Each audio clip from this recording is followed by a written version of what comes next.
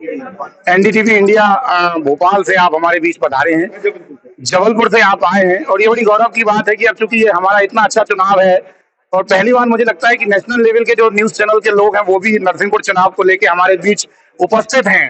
तो हमारे बीच जो एनडीटीवी से कॉरेस्पॉन्डेंट आए, मैं चाहता हूं कि आपने नरसिंहपुर जिले की विधानसभा सीटों का आकलन भी किया होगा, अध्ययन भी किया होगा और आपने देखा भी होगा कि यहाँ की हवा क्या है।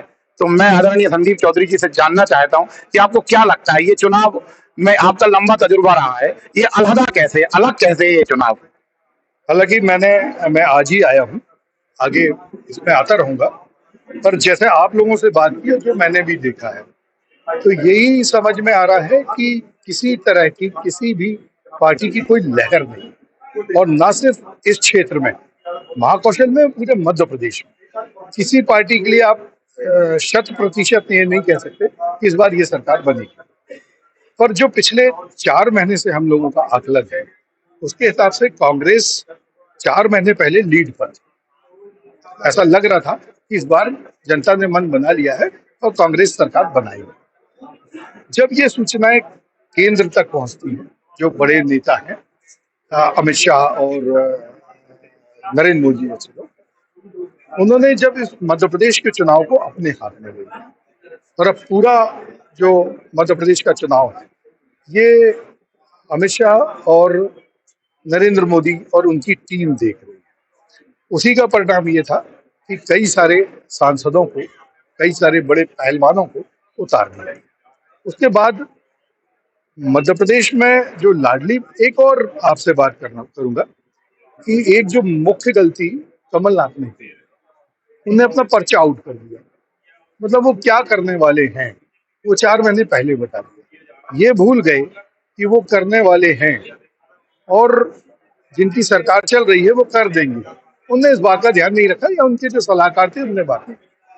जब 52 लाख फॉर्म महिलाओं के कांग्रेस की पार्टी ने भर लिए और उसके बाद फिर लाडली लक्ष्मी योजना आ गई, लाडली बहना योजना आ गई, तो इस तरह से जो बहुत बड़ी एक कमलनाथ ने गलती की वो ये की कि अपना पर्चा उठाया। और भारतीय जनता पार्टी ने बहुत चतुर तरीके से, शातिर तरीके से वो सब चीजें जो वो करने वाले थे वो करके दे दी। तो भारतीय जनता पार्टी एक बार वापस चुनाव में आ गई और आज की स्थिति में फाइट बहुत तगड़ी है। चौधरी जी, आपने जैसे लाडली बहना योजना का जो नाम लिया, इस बात को लेके जो आपने फीडबैक मध्य प्रदेश को लेके दिया वो बिल्कुल सही है, लेकिन जैसा कि केंद्र के हाथ में चुनाव का संचालन है तो इससे मध्य प्रदेश में शिवराज सिंह चौहान का जो कद था वो भी कम हुआ है। आप भी शायद इस बात को मानेंगे। और जो मास लीडर यदि भारतीय जनता पार्टी में मध्य प्रदेश का कोई है तो वो शिवराज सिंह चौहान है। तो आपको ऐसा नहीं लगता कि लाडली बहना योजना का जो लाभ शिवराज के चेहरे पर मिलना था भारतीय जनता पार्टी को, वो लाभ शायद अब नहीं मिल पाएगा?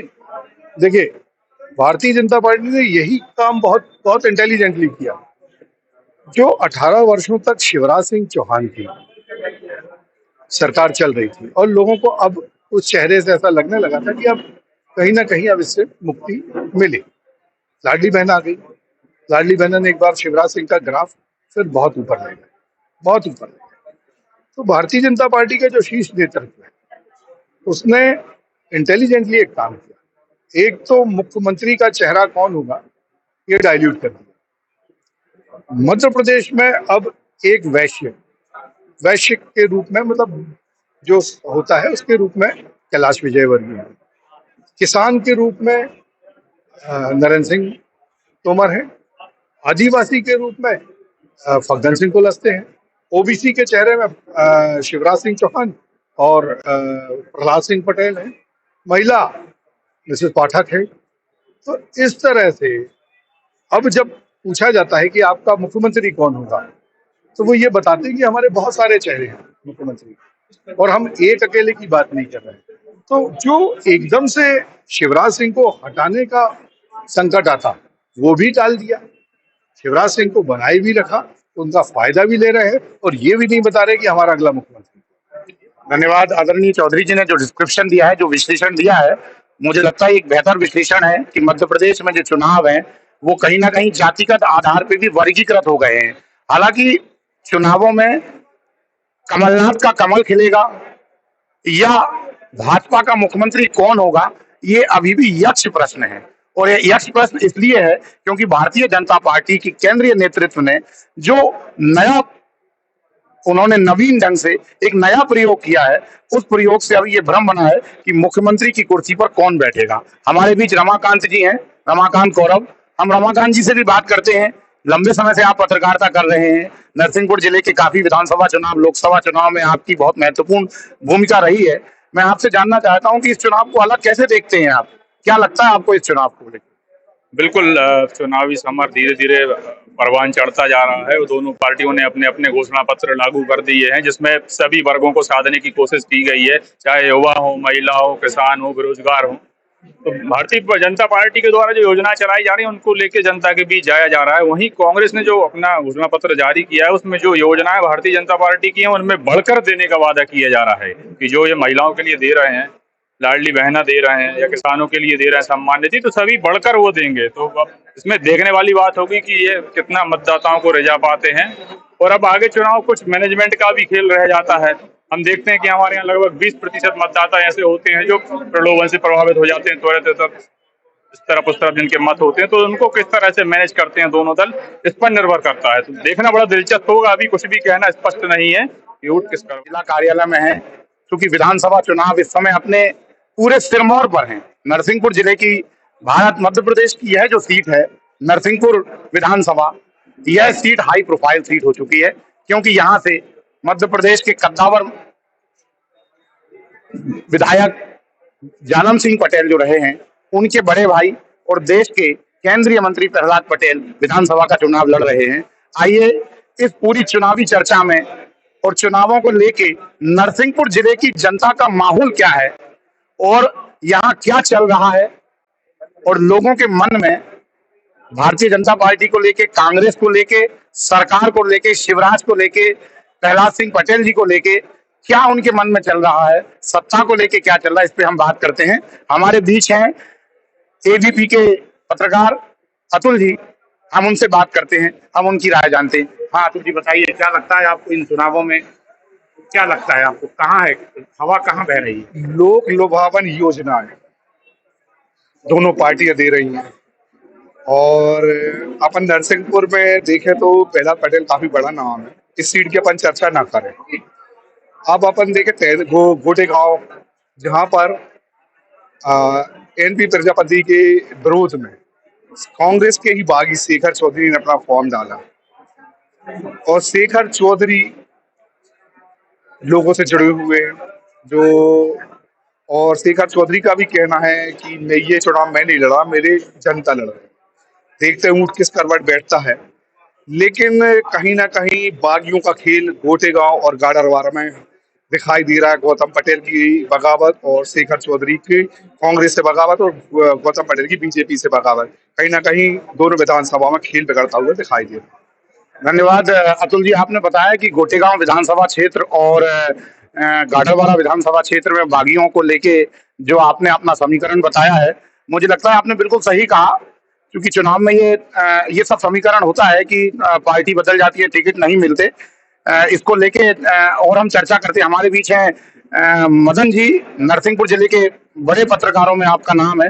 हम उनसे जानना चाहेंगे कि नरसिंहपुर विधानसभा, गोटेगांव विधानसभा, गाडरवारा विधानसभा और तेंदुखेड़ा जो 4 विधानसभा सीटें हैं, इस पर हवा का रुख क्या कहता है और ऊंट किस करवट बैठने वाला है, मदन जी से हम जानेंगे। हाँ मदन जी, बताइए क्या कहेंगे आप इस चुनाव को लेके, कैसा लग रहा है? आपका लंबा चुनावी अनुभव है, आपने कई चुनाव, मुझे लगता है 1996 के बाद से काफी आपने चुनाव, यहाँ के चुनाव आपने कवर किए हैं। तो 10, 15, 20 वर्षों के अनुभव में ये चुनाव अलहदा कैसे है, अलग कैसे है? देखिए, मैं बताऊं आपका कि नरसिंहपुर जिला वैसे काफी लंबे समय से अर्ध विकास का दंश झेल रहा है। वहीं यदि हम बात करते हैं, बेरोजगारी सर चढ़कर बोल रही, हर घर में बेरोजगारों की संख्या बढ़ी है। पढ़ लिख कर बच्चे घरों में बैठे हुए, ये सब बहुत बड़ा चीज यहाँ पर निकल के आ रही है। और यही वजह है कि कृषि प्रधान जिले में पढ़े लिखे युवाओं की भरमार है। ऊर्जावान क्षेत्र है, ऊर्जावान उर्वरक भूमि है हमारी। उसके बाद भी ये बेरोजगारी की समस्या, ये कहीं ना कहीं लोगों के दिमाग में है और इसको साइड नहीं किया जा सकता। कोई भी राजनीतिक दल हो, उसको साइड करके काम करने, आगे बढ़ने का प्रयास करना, लेकिन ये साइड नहीं हो सकता। देखिए, इसके परिणाम आपको चुनाव में मिलेंगे। क्योंकि हर व्यक्ति का अपना अपना एक स्वाभिमान होता है और उस स्वाभिमान के चलते हुए आज ये स्थितियां यहाँ पर नजर मतलब आपका कहना है कि बेरोजगारी इस विधानसभा चुनाव में एक बहुत बड़ा मुद्दा है। बहुत बड़ा मुद्दा होगा। आप देखिए यहाँ से नरसिंहपुर जिले से एक से बढ़कर एक मंत्री रहे हैं, कोई मंत्रियों की कमी नहीं, चाहे केंद्र में हो चाहे प्रदेश में हो। सत्ता के हर दौर में हर समय यहाँ मंत्री से नरसिंहपुर जिले को नवाजा गया है। मां नर्मदा का प्रवाह क्षेत्र है, नरसिंह की भगवान नरसिंह की भूमि है। ऊर्जावान क्षेत्र के बाद भी आज की जो इस विषम परिस्थितियां बन के सामने आकर खड़ी हुई है कि बेरोजगारी को लेकर कहीं ना कहीं यहाँ पर बड़ा मुद्दा है। रही तो चारों विधानसभा सीटों की बात, तो लगातार प्रत्याशी अपने अपने प्रयास कर रहे हैं। विश्वासघात की यहाँ परंपरा पूर्व से चली आ रही है, आप उठा के देख लें तो विरोधी तत्व जो होता है जिसको टिकट नहीं मिलती है वो कहीं ना कहीं दूसरे को सपोर्ट करता है और वो चला आ रहा है, वो मुझे लगता है आगे भी चलेगा। इसलिए अभी ये कह पाना स्पष्ट तौर पर कि क्या परिस्थितियां हैं ये बिल्कुल बेनामी होगा और आने वाले जो समय है वो ये अपने आप में तय कर रहा है कि क्या होने वाला है नरसिंहपुर में। क्योंकि बड़ी बात यह है कि कहीं ना कहीं प्रहलाद पटेल एक बहुत बड़ा नाम है, बहुत बड़े नेता हैं देश के बड़े नेता होने के चलते हुए ये माना जा रहा है कि यदि उनको यहाँ पर किसी प्रकार से समर्थन मिलता है और जीत हासिल करते हैं तो जिले का विकास में कहीं ना कहीं थोड़ी स्थिति बढ़ेगी। लेकिन बात वहीं आगे अटक रही सर कि बेरोजगारी जो है वो बहुत बड़ा मुद्दा निकल के सामने आ रही है कि मुझे खामोशी रहने तो यही है बेहतर, और लब हिलेंगे तो उतर जाएंगे चेहरे कितने। एक पत्रकार की जो कलम होती है, उसकी जो आंखें होती हैं और उसकी जो दृष्टि होती है वो तो लोकतंत्र के प्रति होती है। लोकतंत्र में किस करवट ऊंट बैठेगा और जनता जनार्दन का आशीर्वाद किस पार्टी को मिलेगा, यह तो हमको 17 तारीख के बाद जब मतदान होगा और उसके परिणाम जब 3 दिसंबर को आएंगे तब पता चलेगा। परंतु यह कहा नहीं जा सकता कि जनता का जो रुझान है वो किस दल के प्रति है। मैं दीपक श्रीवास्तव, साथ में अनुज ममार, नरसिंहपुर।